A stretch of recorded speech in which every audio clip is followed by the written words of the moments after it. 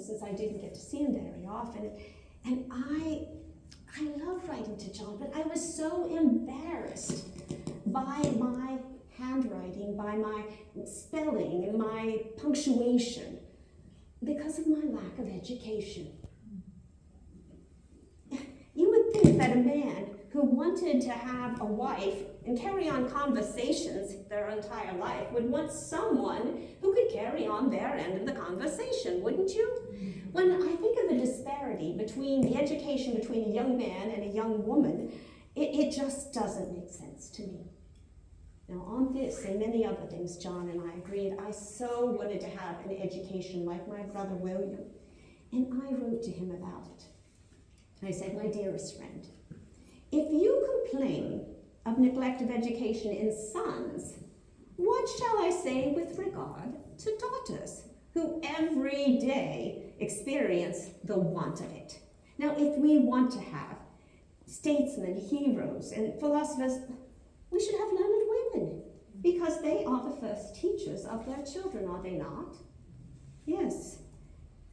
So I read everything I could in my father's library, and I loved to go to my grandfather Quincy's house because he had a vast library, and I would read everything there as well. Now, some people, they didn't think it was a good idea to put such thoughts, to so much education, so many words in a young girl's mind, and they complained about it. They said I was too outspoken, too rambunctious, and my grandmother Quincy, she said that the wild colts make the best horses. I am very much like my grandmother Quincy. So I wished I could go to school like my brother William, but that didn't happen. Well, my mother taught me at home. She taught me how to cook, how to clean, how to mend, how to nurse. She did teach me elementary French literature and how to read and cipher and the things that I needed to do to manage a household and take care of my family. But as I said, I wanted to know so much more than that. So John and I courted then for a number of years, and when I was 19, almost 20, we married in the parsonage, the same house that I was born in with my father, the Reverend William Smith officiating. We stood there in front of the fireplace exchanging vows, but shortly before we got married, I asked John to write down all my foibles, whether of omission or commission. And he wrote back to me, and he said that I couldn't sing a note, that I was negligent at playing cards, that I was pigeon-toed, that I sometimes hung my head like a bulrush, that I crossed my legs when I sat, and that I read too much. Well, I wrote back to him, of course, these were all in jest. I wrote back to him and I said, I'm sorry, but many of these defects are incurable, especially the one about reading, so you're just going to have to get used to it. So when we got married, we moved to Braintree. John had inherited part of his father's estate, and the house that we lived in was right next door to his mother. I mean, right next door, within feet of his mother, on the farm there. And John set up his legal practice there. Very first year, along came little Nabby, Abigail, our firstborn. Over the course of a number of years, we moved between Boston and Braintree, depending upon what was happening with the British in the area and also where John's legal practice led him. And we also added to our household.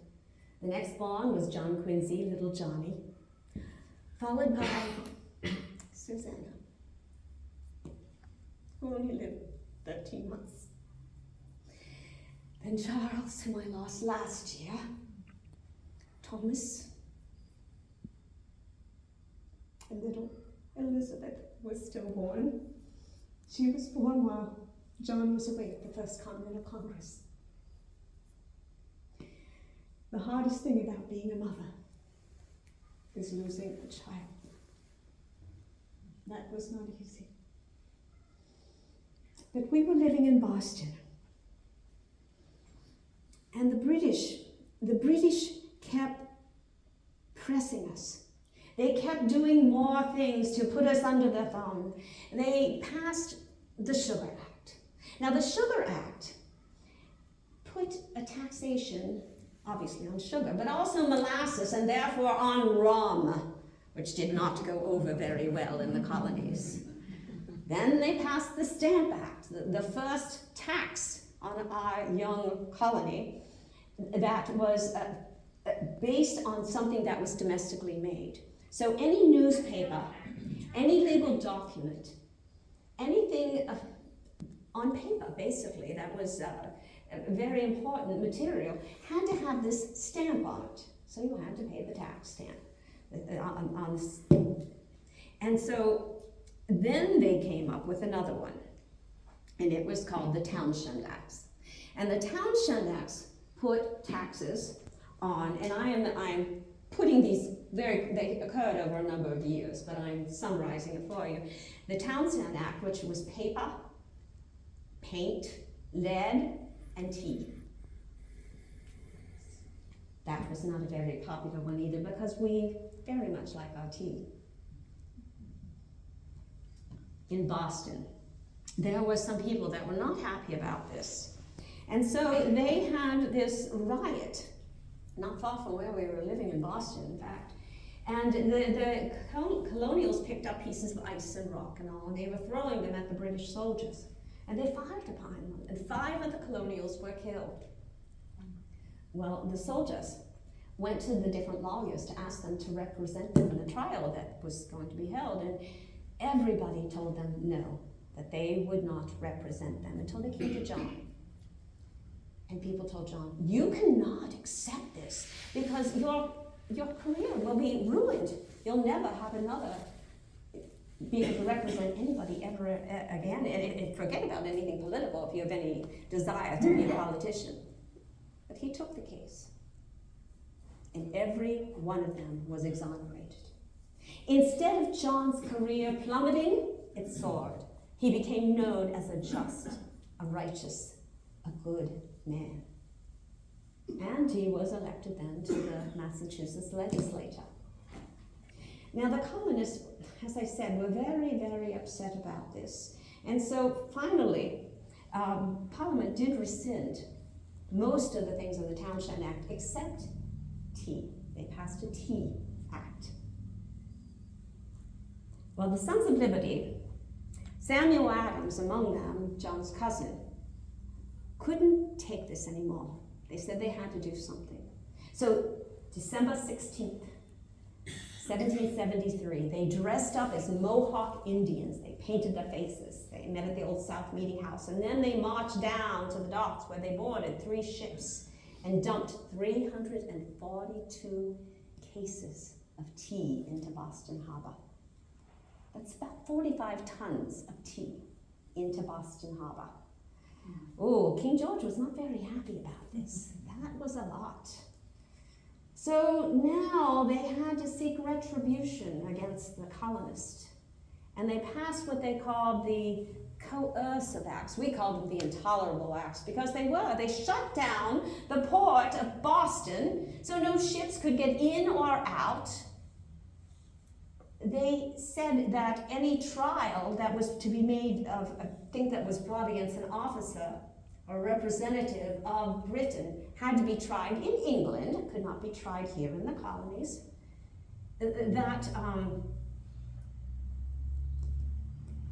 I lost my train of thought there. All the things that we had to house in Boston any of the soldiers that they said that we had to house at our own expense. We had to feed them, we had to take care of their horses, and we even had to pay for their beer. Well, the colonists, of course, were especially upset about this because they didn't have a whole lot. They could barely find enough hay for their own horses. The colonists all had had enough. So they decided to hold a meeting in Philadelphia, Continental Congress. And my husband, John, was one of those selected from Massachusetts to represent us there at that convention. When he left me, I thought he hopefully will only be gone a short while. I worried because here I had my little children to take care of, and I had the whole farm to run on my own without him. While he was gone, dysentery swept through the area. We lost John's brother Elihu, my mother, our servant girl Polly, and we nearly lost our son Tommy. I could barely find anyone to help me, to nurse them through these illnesses. Our home was a hospital in every way. And I would write to John and tell him what was happening here in the Boston area, in Quincy. I would tell him about the troop movements that I knew of, and the shortages that we were experiencing, the food, the pins and other things, clothing that we had need of. And as he was able, he would send them to me. But John started reading my letters to the other delegates there at the Continental Congress. What had seemed like something remote to most of them became reality.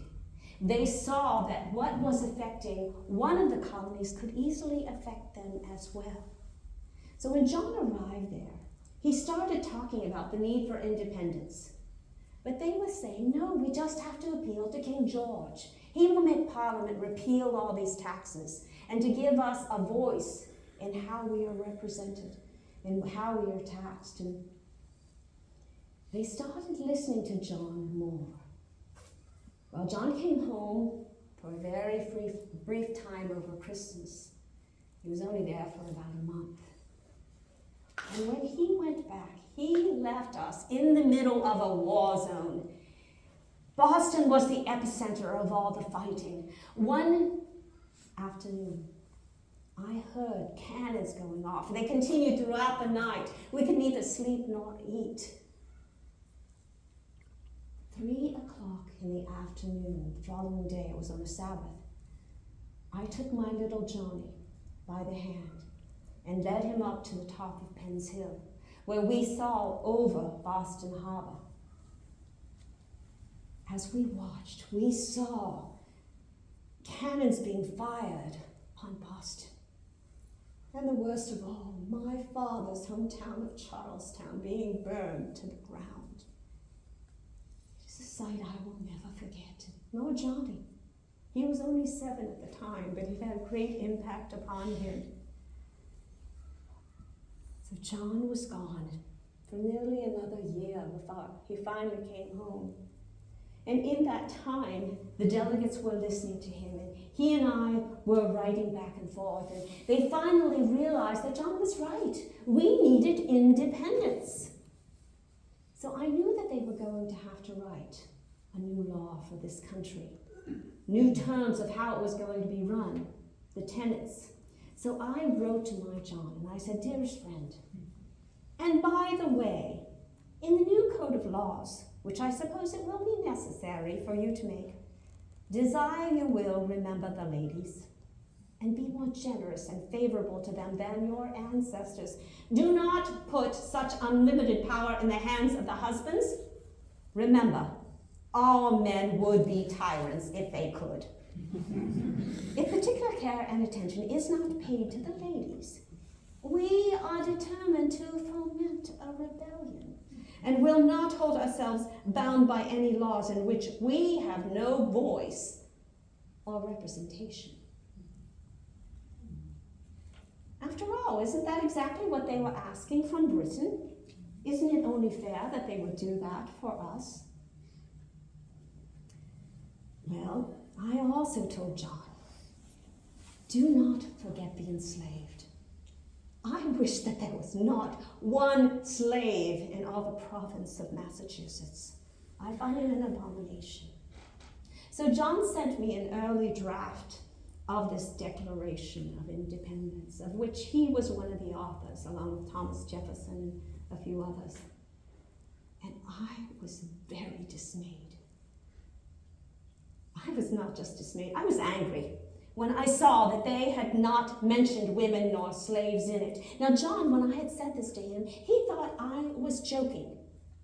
But I was not. I was dead serious. I live under the law of coverture. Do you know what the law of coverture is? Does anyone know what the law of coverture is?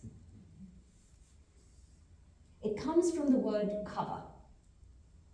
So when a man and a woman marry, the man covers the woman. You no longer see her. She no longer exists. It is only one, the husband. Anything that she brings into the marriage is the husband's. She cannot work. She cannot have education unless her husband says she may. And any money that she may earn belongs to the husband. Even the fruit of her womb, her very own children, are not her own. They belong to the husband. Therefore, many women stay in marriages that are very dangerous or bad, simply because they do not want to lose their children. So you understand, when I wrote that to John, remember the ladies, I meant it. I really wanted that to happen. Now, my cousin Dorothy, her husband is John Hancock, who was the leader of the Second Continental Congress, and he was the one who penned his name to it on July 4th, 1776, but it passed on July 2nd, 1776. That was the day my husband John thought would go down in history, and the day that would be celebrated as the Day of Independence. But as we know, it is actually July 4th, the day John put his name on that document. Now, my John did not put his on it until August the 2nd, as many of the other delegates did not either. But no matter when they signed that document, every single one of them declared themselves a traitor. What can happen to a traitor? Yes, they can be hanged. Yeah. They can be killed. That was their death warrant that they were signing. But I was never more proud of my husband than I was the day that he signed that Declaration of Independence. John had been gone for 2 years. Meanwhile, I was running the farm. I was writing letters to him. And John also told me, near the beginning of this revolution, that I should start writing down, making copies of every letter that I wrote to him, as he would to me. That is why I have so many of them now. 1,000 probably or more that survive, because we did that. We wrote them down. He felt that we were living through a very important time of history, and we owed it to posterity to leave this legacy to them so they would understand what we went through for their freedom. So John finally came home. But he was only home for a very brief time until he was asked to go to France. They wanted him to join Benjamin Franklin there and to try to get the French to come in on our side during the war. Well, after all, we were fighting their mortal enemy, Great Britain, but we needed their money, we needed their arms, we needed their military intelligence. So when he left that cold, cold winter day, I so feared, because crossing the Atlantic Ocean is very, very dangerous. When he took our son Johnny with him, a 10-year-old boy, oh, I was even more so worried. And it was months before I knew what their fate was, before I got a letter to find out what had happened to them. So while they were gone, I missed him terribly, continuing to write letters and writing to him advice about what I thought he should be doing, about what was happening here with the war, and advising him continuously. He was there for about a year before he returned home, and bringing little Johnny with him. And in the 3 months that he was home, he was asked to write the Constitution of Massachusetts. Now, John came up with this novel plan for a constitution. He decided that there should be 3 branches of government, and every single one of them should be equal so that they were counterbalances to the other. The judicial, the Supreme Court, the executive, the governor, and then the legislative. So he made it bicameral, 2 branches, this had never been done before. This was a brand new idea. So it was adopted as the Massachusetts Constitution. And then John, my went back to France to do some more negotiating and trying to get them to help. And this time he took Johnny with him and Charles. So he took 2 of my sons away from me to go live with him. He had them in school over there and tutors and all. And he felt that they were getting the best education possible just by being in other countries and traveling and learning about their cultures and being in the midst of what was happening. So I continued back home, running the farm. Now I did buy land, I negotiated things, but I always had to sign John's name to them. So I continued on and I speculated in some of the war bonds and raised quite a bit of money doing that as well. John, I didn't tell him all that I was doing because he would not have approved of some of the things that I invested in. But anyway, we were at home and John was away this time for 2 years until Charles decided that he was homesick. So they sent Charles back home and he joined us there in the farm. How I missed him though. And however, I had these sentiments that I wrote to him. Oh, actually, I will tell you this later. My dearest friend, difficult as the day is, cruel as the war has been, separated as I am on account of it from the dearest connection in life, I would not exchange my country for the wealth of the Indies or be any other than an American. And though I have been called to sacrifice to my country, I can glory in my sacrifice and derive pleasure from my intimate connection with one who is esteemed worthy of the important trust devolved upon him, my husband John. I am ever so proud of him in everything that he does. John was sent then to England for a short time, and he was missing me so that he wrote to me and he said, please come. He begged and begged me, but as I told you, I was frightened to cross the Atlantic Ocean. But I did. With Abigail, with Nabby. We got on that ship. And of course, first thing that happened was we got seasick. Oh, I was ever so sick. By the time I finally recovered, though, I noticed how filthy that ship was. So I started gathering up mops and brooms and brushes and pails and any of the sailors who were not doing other things, and we cleaned that ship from one end to the other. And the food was horrible, so I went in the kitchen and I started cooking the food for them as well. So when we finally got to England, I thought my husband and my son would be there waiting for me, but they weren't. And I thought, well, where are they? Well, a week after we were there was a knock on the door. And I opened it up. And here stood this young man. It took me a while to realize it was my son, Johnny. I had not seen him for 5 years. The last I saw him, he was a young boy of 12, and here he was a young man of 17. Oh, what a reunion we had, and even more so when a week later, John joined us. So Nabby and Johnny and John and I, we just so relished in each other's company. While we were there, Thomas Jefferson had contacted John and said his daughter Polly was arriving. Could I please take her under my wing, which I did. And so she traveled with us when we went to France then, and that is where I met our former friend Thomas Jefferson for the first time. And we became friends then. He was like a second father to my son Johnny. He tutored him and helped him out. That's all I'll say about him right now. But anyway, we were there in France, and I enjoyed the time there. I didn't like the morals, though, or the dress. The house we lived in there was like a mansion, a castle, and it made my home back in Braintree look very small. So we asked my Uncle Cotton Tufts to buy another house for us while we were gone, and he did. So when the war was drawn to an end in 1781, Cornwall surrendered at Yorktown, but still we were overseas.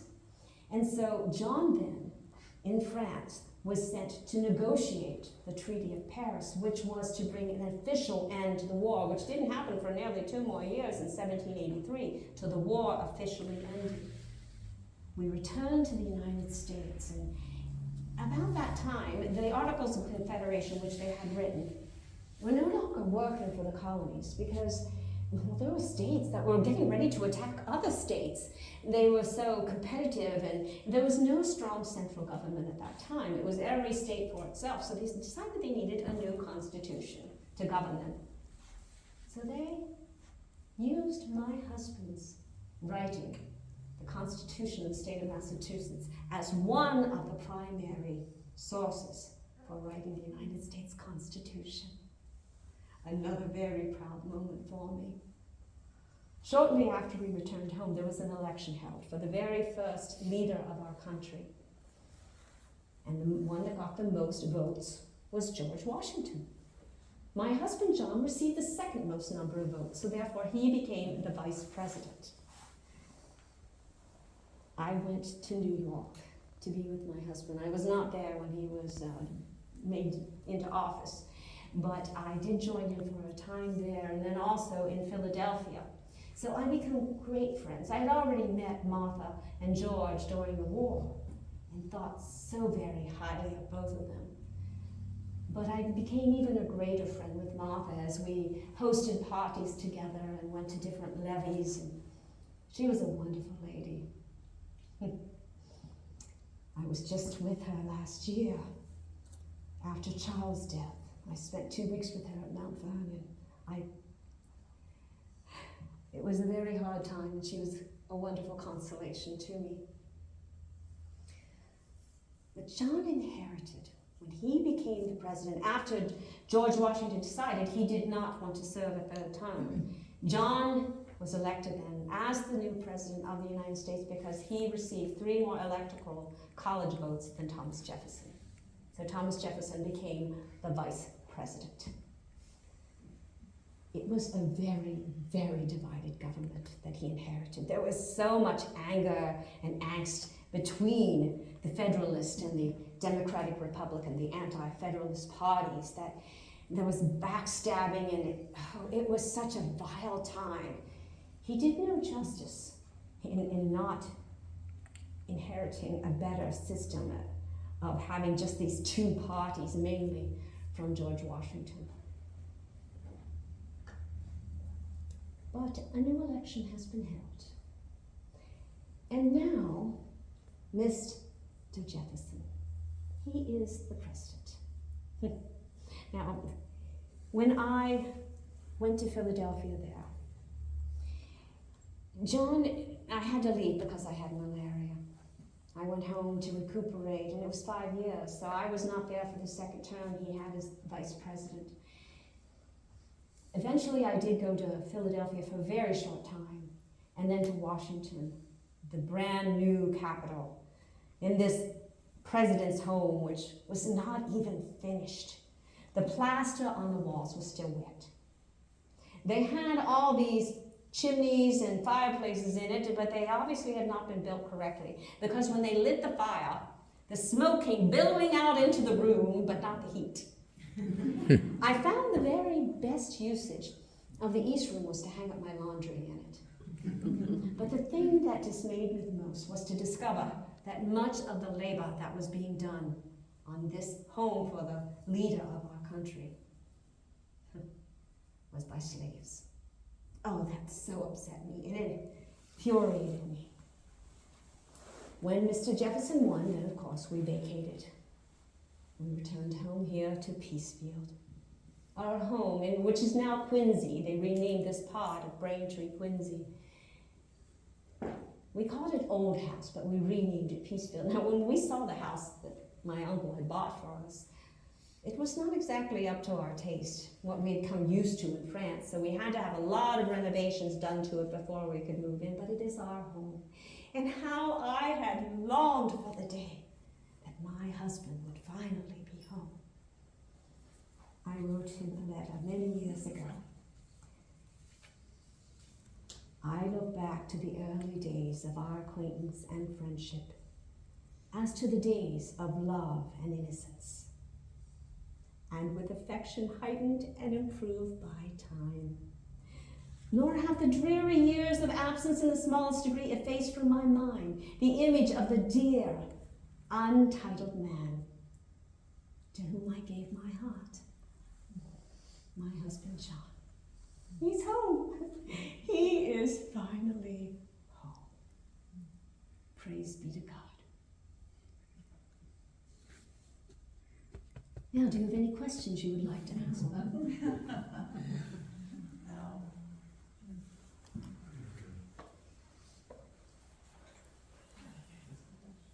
I know you have some. Yes.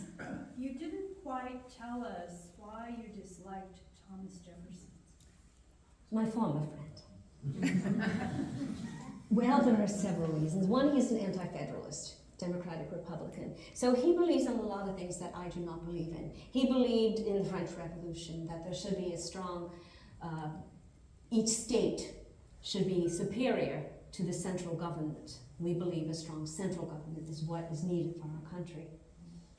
And he didn't want a central bank, a national bank, which we do.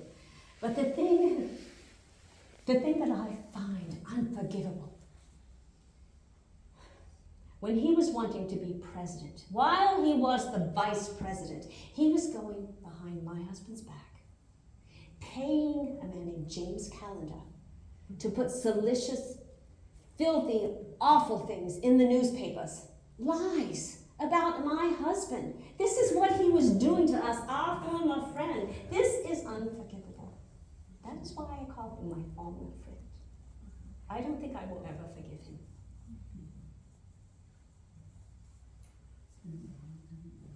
Yes? Did Smith own slaves? Well, my father, he had two. But as I grew, I began to hate it. I absolutely abhorred it. So does my family have slaves? John Adams? None. I will not ever have a slave.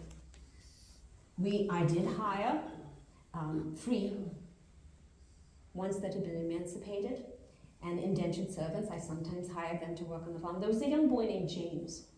And he used to put up the post and he would harvest the apples and do chores that I needed done. And he wanted me to teach him to read. So I did. And he became so advanced that I could no longer teach him at home and continue with my duties. So I said I was going to send him to the local school. Well, one of the neighbors said, "You cannot do that. It is not allowed. It is not proper." I said, "I'm sending him." And I did.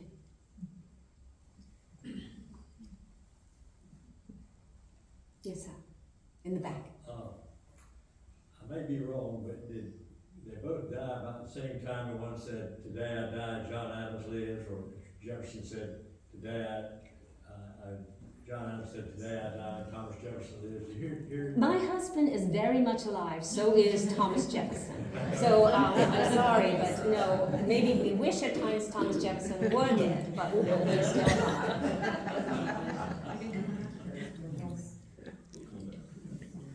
Yes, sir. Can you tell about your experience with the smallpox epidemic and inoculation? Yes, John, when he was in Boston, this was before we were even married, there was a smallpox epidemic, so he was inoculated while he was there.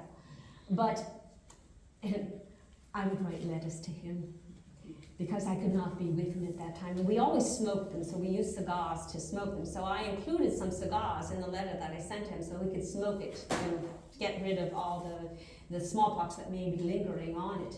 And I said, "Now you make sure that you do not just smoke them, but I want them to be smoked for the paper." Yes. And then, when there was another smallpox epidemic, and this was after I had all my children, I took them to Boston with me. My friend Mercy Otis Warren, she also brought her family, and we were all inoculated together there in one of my relatives' homes. Yes. The investments that you mentioned that you made while your husband was away, can you mention any of those? Be more specific? Well, there were some soldiers that needed money. These were veterans of the war. And instead of being able to keep it and use it themselves, they were paying pennies on the dollars for them. So I bought some of these. And that was something John would not have approved of had he known. Yes, ma'am? What do you do to people that accuse the Federalist Party of only being for the wealthy, that they don't care about the people in the back country? Oh, we How care do you for feel about everyone, this? just like they do. But what they want for the government, the anti-federalists, is not good for the country. So therefore, we have to have a strong national government. Each of these states were making up their own money. So it was not legal tender that you could go from one place to the other. This just didn't make sense, now did it? You had to have a standard. The value of money was going downhill. So we needed to have something better than this. Yeah, so we were definitely for everyone. And I know some people said that it was mainly the elitists that were part of the Federalist Party. But that was not necessarily true because we were farmers. I mean, we definitely were not elitist. John's father was a farmer and a shoemaker.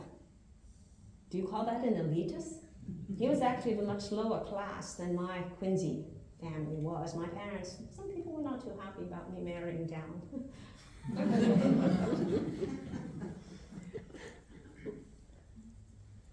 Would it be too painful to talk about your children? Part of it will be, but I will. My firstborn is Nabby. Nabby came to me as I went with me when we went to England, as I told you. But one of the reasons I wanted her to go, not just for a traveling companion, was that she was in a very, very bad engagement with Royal Tyler. We were not happy about the match, so we thought the distance would separate them. She married John's secretary, William Smith, same name as my father, which turned out actually, we wish she would have married Royal Tyler instead. Very, very unfortunate marriage. I have actually talked to her about divorcing him. And my Johnny, of course, he, when he was there the second time with his father in Europe, he went to Russia, to St. Petersburg, where he was secretary to the ambassador to Russia. And he traveled around. He has become ambassador to the Netherlands and a few other countries, Prussia. And anyway, he's serving that country. He will be coming back from the Netherlands pretty soon, I believe. Maybe later this year or next year. And then I told you about my two young daughters who died at very young ages already. Charles, that is probably the hardest to talk about. John disowned him because Charles was an alcoholic. He gambled, he ran around with many women. And he has not seen him before he died for many years. I did stop on my way to Washington to see him. So I did see him before he died, but he was not well then. Thomas does not live far from us here, and he is married. He's also a lawyer, as was Charles. They both went to Harvard, as did John. And he has trouble with the drink as well, I'm afraid. Many times the children come to stay with me at the farm with their children, my grandchildren, other relatives come to stay with me because they are so needy. Many times during the war, people would stay with me who had no place to go or who needed food. I would take food to their homes. As my mother taught me, I would often accompany her as the minister's wife to people's home where we would give them food. So I learned it at an early age to help other people.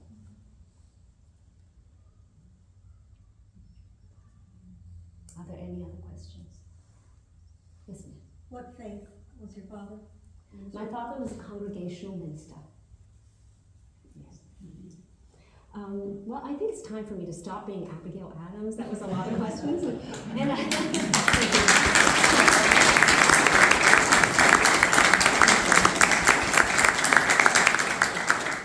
I actually skipped two of mine. I got so into it, I completely forgot two of them. One of them, I think this tells you a lot about her relationship with John. Where did I put it now?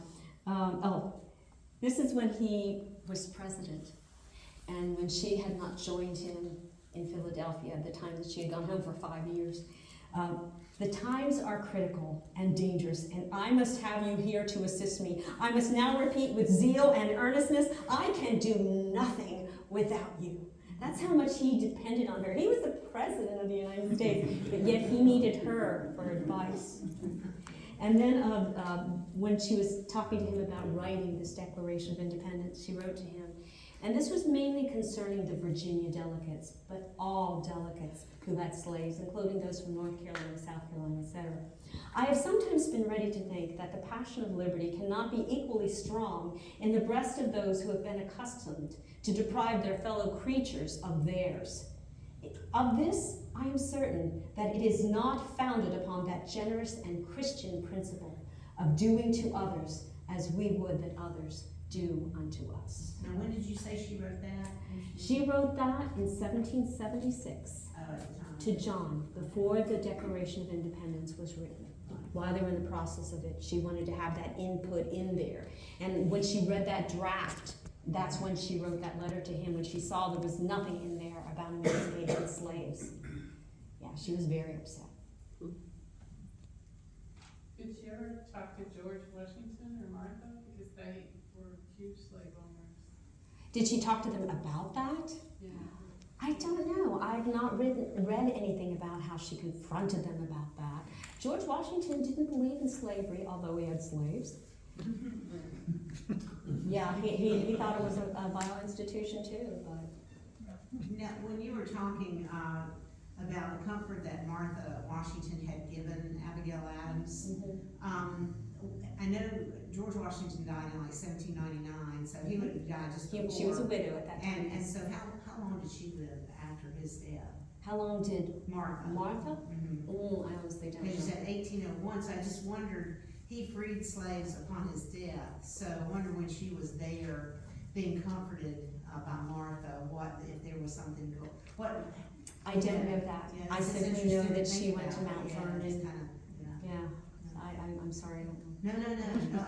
And that's another thing I think it's amazing how you've obviously, and you're really good, but I think you thought what the questions will be, based on as Abigail, because your responses were amazing. I thought. I've been doing this for a while, I know. but you never know what questions you're going to get. And even though I've been doing Abigail now for 4 years, I think, I still, as Janine and Mark can attest, I had to go through my notes, read through everything, just because you don't know what questions you're going to get, and you have to refresh your memory. Since I do 7 women now, I have to refresh my memory. And people will ask me dates, and it's like, oh my golly, the hardest thing for me is to remember all the dates. There are only certain dates that I remember exact dates of.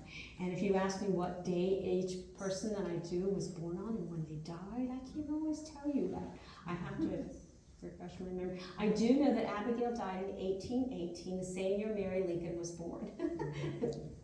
So I do those two together. And that's bad too, because Anthony and I both taught at community college. He still does history. So, and we're back here, thinking, okay, well, what about Shays' Rebellion and calling them desperados without conscience or principles? Do you ever get smarty pants who try to, trip you up on stuff like that? So Occasionally. I was doing a Mary Lincoln portrayal for a convention of history professors. She said, you've done that? And one guy, he was the head of a college, and I won't say his name, he was head of their history department. And he asked me, which of the 2 vice president's wives did I like better under Lincoln? And it was like, of all the questions you can ask Mary Lincoln, it's not a stupid question to ask, but anyway, there's no documentation there. However, the second vice president, Johnson, his wife never came to Washington, she was ill. So, she had no interaction with her, so obviously she liked Hamlin's wife better because they socialized together. So you can make educated guesses sometimes if you don't know the exact answer. But that question I thought. Yeah. And I occasionally do get stumped. People will ask me a few things, and then when I break character, I'll say, I'm sorry, I don't know. I will look that up and make sure I do know the next time when I'm asked that question. Yeah, and she told us this morning at our coffee hour, which everybody's always invited to, we have it every Thursday morning at 10 o'clock, that she was one time asked to do a Jenny Lynn aria. Aria. Yes, this is a funny story. I was getting ready to perform Jenny Lynn. Jenny Lynn was the famous opera singer. She was a superstar at her time. And if you've seen The Greatest Showman, please do not judge Jenny Lynn by that. That was a lot of lies in there. That was not the true Jenny Lynn, who was a woman of great faith. In the audience during the Q&A, one of the gentlemen, who happened to be the uncle of the woman who was going to go on stage after me, asked me, as Jenny, if I would sing my favorite aria. And I said, nay, I am not in good voice today. I am not warmed up. And the woman that was going to come on stage after me was a woman named Christina Nassif. She has played the role of Carmen at Royal Albert Hall in London. And so when I broke character, I said, Joe, because I knew him, I said, Joe, how could you dare ask me to do that? One, I am a singer, but I am not an opera singer, and I am nowhere in the class of Christina. Yeah, that was quite a question to ask me. But I love doing the research, too. I have gone to the birthplace and the grave of every woman I portray, except for Frances